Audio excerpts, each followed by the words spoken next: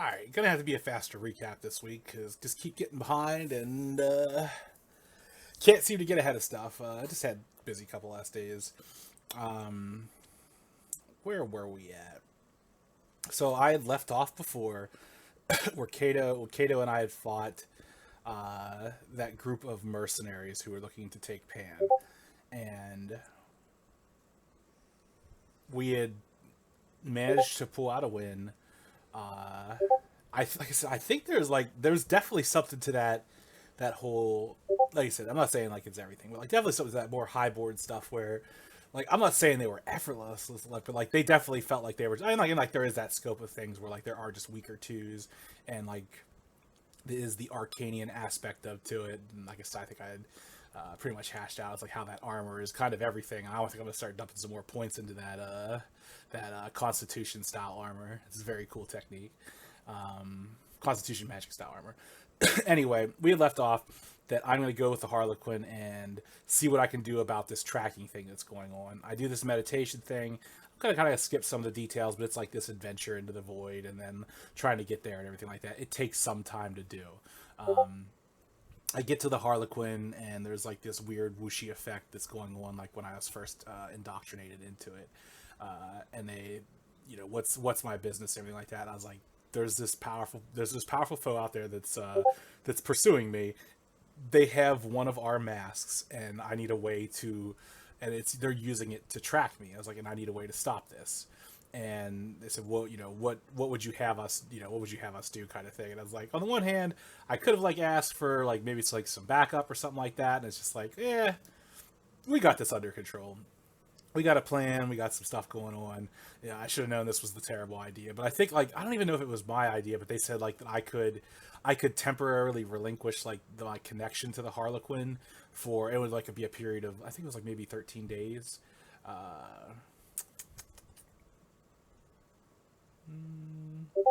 I don't have that written down, do I? Probably not. Meditation. Whatever it was. It's a short period of time. I was like, I only need like 2-3 days because that's when the meeting place takes place, and I just don't need her tracking me past that point.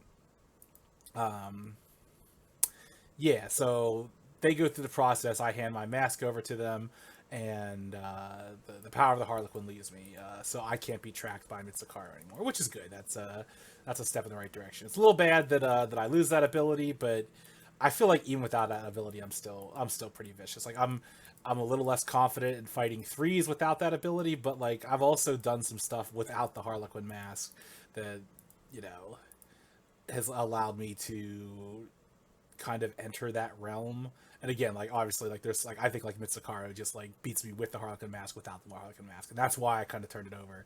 And it's also a little less so about the one on one and more so about the greater picture because like this is a lot bigger than like a one on one fight at this point. Um, do that. We arrive at Hagel. Um, Head to Hagel 7, Navaso City. We're set up this facility called the Bunker. It's not a facility, actually. It's an apartment building, which is weird. And then I learned the worlds are loosely governed by tribunals. And then, like, there's basically these mercenary groups that exist there. I think there's 4 or 5.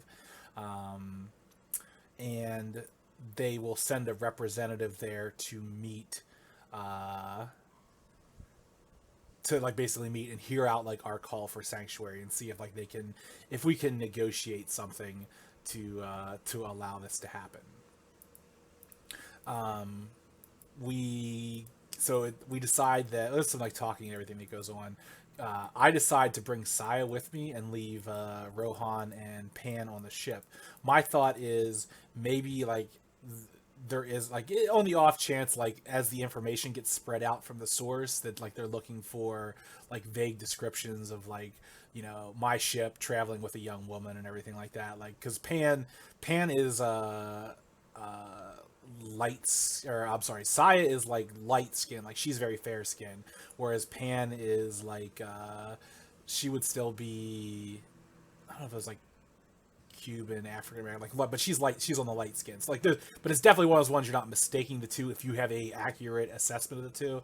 But like on the off chance it throws something off, I was like, we'll do that. We'll leave Pan at the ship. The ship is probably more protected. Like the ship's kind of vicious, so like the ship's probably more protected than we are because we're gonna be out here and exposed and everything like that. But on the off chance that someone thinks that Saya is the Helix, then that buys us a little time, and because they want the Helix alive at all cost, Saya is in limited danger when it comes to her life.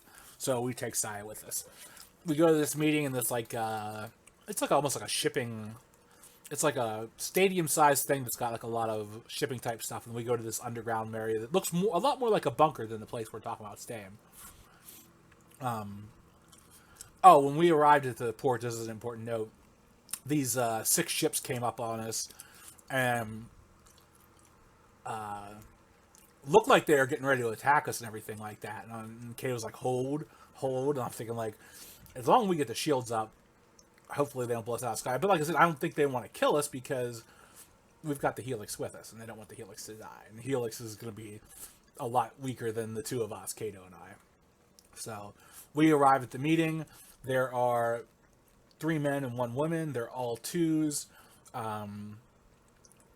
And they start the discussion about, you know, what are you looking for? So like, we're requesting sanctuary, and we're about to go in the details of it. And then second, Azuru shows up, and he's this white dude. He's got this big mechanical left arm, like cybernetic advanced looking thing. And his name is Hikaru, and he's the head of the Horizon group, which is one of the main mercenary groups. I come to find out later, he's also one of the newer heads. Like he's kind of come up in the world. He's not much older than us. This is what's freaking crazy. This guy is like maybe 5 years older than me, maybe 7, 8. I can't remember the exact details. He's freaking second to Zero. Like, we've seen insanely talented people. Like, Dakawa, my brother, is an insanely talented person who's like already who's hit Super Saiyan 3. This guy like might not be a year or 2 older than him, and he's second to Zero, which is insane because there's supposed to be like, it's not just about ascending to that next level. Like there's there's something extra that has to be done to be able to do that. And I don't know how close of a guard the secret is, but there's not supposed to be a lot of second to Zeros running around. Especially like on the greater scope of things. Now, like I would imagine like the leader of a large mercenary guild like that, you're probably looking at some 3s and maybe some second O's, but not necessarily all second O's or anything like that, depending on the power and influence. But this guy is young, and that's just like, man, like freaking, geez, I got a long way to go apparently. There is this confrontation with one of the guys who's in these robes like that this woman I knew named Balsa used to wear, and it turns out that he had either already been contracted, or had been working with the originators, or was one of the originators, and that was the reason those ships came up, because he was basically going to take us in when we arrived there. From what I understand, the mercenaries are not so much about the law, like upholding the law, but they are kind of more focused on maintaining order within the system and then like the greater republic, because when there is order, like business is good for them, like what they do, like they allow business to continue, I guess is the best way to put it. Whereas like if things are in a chaotic state, that costs them money and influence and all that kind of things. So they're not apparent, well, great, thankfully so, they're not a fan of this upheaval. But this guy, so the second Azuru gives him the thing where it's like, yeah, power down, like we don't need to, make a scene here, like we're gonna take him off, and the second Azuru dude's gonna, and Hikaru is his name, is gonna question him, and I give the guy like a look like listen, man, I've been there not too long ago, but I was dealing with the 3, and I thought I might have had 4 or 5 people backing me up. You're on your own, like here, versus someone who's like, I've seen second Azuru's fight, and I've seen them fight at an intimate level. It's like you don't want any of this. Like it's the difference between 2 and 3 seems more of a power gap. The difference between 2 and 4 and 3 and 4 seems more transcendental, almost. Like there's some stuff at 4 where it's just like you're on some vicious levels. So the guy does relent. They pull him out. Hikaru actually excuses the rest of the thing, and they oblige because like they're a bunch of twos and he's a second zero. You gotta do what the dude says apparently. Um, so he has a one-on-one with us and he hears us out. He says, tell me what's going on. So I'm just like, cards on the table at this point, dude. Like, if you're gonna double cross us, you're gonna double cross us. We've already been double crossed 2 or 3 times. I've lost count. I lay out the originators, that there's a faction that has existed within the Republic, but they've probably existed elsewhere, and they're looking to scoop up these things called helixes. Helixes are, and he kind of fills in a little bit, like as far as like there's clans of Saiyans that exist outside of Arcanian space, and it's like I said, it's similar to Kekkei Genkai, like the bloodline traits, but there are these bloodline traits, and they're seeking it out, and he seems like he's kind of smiling as he listens to this, and it's parts of it is he's getting information that he didn't have access to, and parts of it is confirming hunches that he had. Like he has a couple snaps his fingers. I knew it. Like I knew something was that going on, and I lay it all on the table, and it's like they're making this big movement. We're unsure of the catalyst that spawned this event, but like it seems like a very all-in style thing where they're looking to make their move and get out. And then I tell him about the rendezvous, and it's like, because he said about like sanctuary, and I was like, we're not looking to like wait out like the entire thing here. I was like, we have a rendezvous with some people that are supposed to keep the helixes safe, and I was like, they're basically another faction that's out there, and that's where he got interested, and he said something along the lines of he had been tracking this fleet that existed out there, and they were basically making stops all around the galaxy, and wherever they go, like I can't remember the exact wording of it. I kind of do, but it's like it was basically the idea that like whatever they were doing, they were like taking care of business. Like they were cleaning things up. Like they were, I don't know if they were putting a stop to like the groups of the originators or anything like that. But whatever it was, this guy seemed very interested. And I said, we have a meeting with them in a day and a half. And we have a meeting point that we're supposed to get to. And I kind of said, it's like, they explained to me, because like I explicitly asked them, I was like, if I'm being pursued, I was like, powerful people or anything like that, they basically said let them come. So I was like, you know what, they didn't specify whether it was 100 Super Saiyan 2s or a second of Zuru. They just said let them come. So you know what, if you're in that station of confidence, we're gonna go ahead and say that you can handle whatever shows up on your doorstep, because I would think if you're in this business this long, you would prepare for the worst and hope for the best. Yeah, so I said about the meeting, and he says, "All right, here's the deal I'm going to offer you," and um, he says, "You get me a meeting with the captain of that fleet, and I will offer you sanctuary." He's like, now he explains what the sanctuary is. He's like, you can stay in the bunker, which is like this penthouse kind of a thing of the apartment.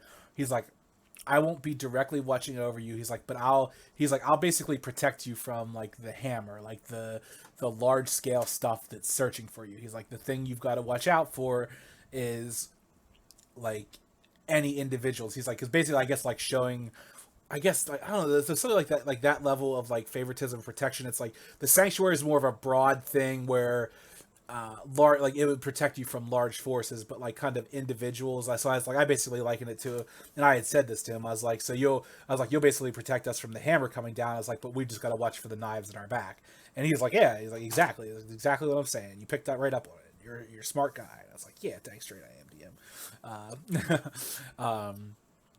And I said, okay. I was like, that's fair. We. Oh, so I looked to Kato because like this has been Kato's kind of show so far, and it's like, yeah, I'm kind of more in the position of negotiating, but like it's also more his wheelhouse. And Kato says, can we have a moment to discuss this? And the guy's like, no. And he starts to say something like there's an opportunity in front of you, and he's like, this is not a no time. And I was like, no. And like I cut him off. I was like, nope. I was like, you're good. I was like, we accept these terms. I was like, however, I was like, I'm gonna lay out to you what I can promise you. I was like, the person I interacted with, I was like, went by the code name of Hightower or High Castle. And I was like, they did not give me the information that they are the leader of this fleet or that they are the leader of this organization. Just that was the contact that I was made. I was like, they might be, they might not be. I was like, what I can do for you is when we make the rendezvous, I was like, you're welcome to accompany us.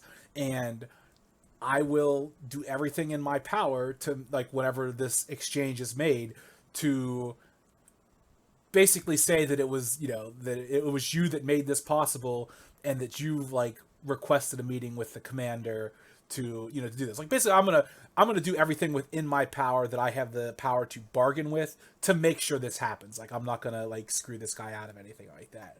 And he kind of thinks it over. Like, he doesn't think it long. He's like, okay, that's acceptable. And because, like, I bet, it's like the way I laid it out is like, this is what I know, and based off of what I know, I'm gonna give you, like, my best assessment of the situation. And he says that he likes me because, like, he's like, are you a businessman? I was like, I do have a business. And I was like, oh man, that's just missed the forge so much. Need to get back there. Get out of this all this nonsense. Um, he says, great. And he says, just basically, he gives me his personal thing. And he says, only contact me whenever we're ready to basically to depart for this thing. So, a day and a half. So we basically have to keep ourselves alive for a day and a half. It's gonna be easy, right? No, it's not gonna be easy. We know it's not gonna be easy. Keith would know right here that it's not gonna be easy. Um, oh, there's this weird bit where he calls Saya over because he asked if Saya is the Helix, which I was like, haha, plan worked. Someone at least thought she might be the Helix. Um, and I was like, no, she's not. Like, because at this point, like, we're negotiating. I'm not gonna, like, lie to this second as dude and have him snap my neck for lying to me or anything like that. Like, it was just, it's well within his power to do so. Um, he does this thing with Saya and asks, like, can you see this? And he holds out his hand, and she says yes. And when Kato and I look at each other like we don't see anything, and we later find out she was able to see, like, this weird display that he had put up that we couldn't see. So, like, there was, like, a weird thing there. And I had this theory that her interaction with Cameron, the cosmic dude, Cameron the Wonder Warrior, might have left her with some, like, latent cosmic senses or something like that. Like, it awakened her senses, but, like, her senses aren't better than mine, at least combat wise, I don't think. But, like, they might be better in other ways. Like I said, she confesses that on the planet where we ran into Mitsukaru and Gon, that she was able to find Rohan and pick him up through the interference, which is something that I couldn't do at Super Saiyan 2. And she's, like, barely awakened at this point. So there's definitely something with her senses that weird. And I said, like, Emrys kind of worked out the logistics of it. It's like, he doesn't know a lot about cosmic energy, and I, obviously try not to use, like, any kind of outside the game information, but, like, based on the name, like, it's probably based on, like, more universal forces, like more like the physical world out there and everything like that. And it's like, so maybe, to you, like, that magnetic anomaly that we were in was just like a magnetic anomaly, and it wasn't having the same disruptive effects. So I said, we'll explore that later. I think this happened after I had taken a nap, because I went to start healing myself with some healing crystals to try to repair my insides that are still torn to pieces. They're not torn to pieces. Like, I have been healed. I'm just very sore and I'm not weak at this point, but, like, I'm definitely not 100%. But, like, those healing crystals will help repair some of the micro injuries inside, or at least help my body speed up. Because basically, it's a speeding up the recovery process is what it amounts to. Like, the more energy I put into it, the more of a burst it gets. But I pass out where that happens. That's when I wake up and have the conversation with Saya. I get that weird feeling again of that kind of chill in the back of my neck. And I look around. I was like, Kato, do you sense anything? And he kind of takes a second and he says no. And I'm like, is it just me at this point? Like, because it's weird, because that person that I saw earlier, that cloaked figure, he didn't see anything either. And I picked up on it. So it's just like, Kato's usually pretty sharp. So I'm getting ready to start powering up because I sense it again.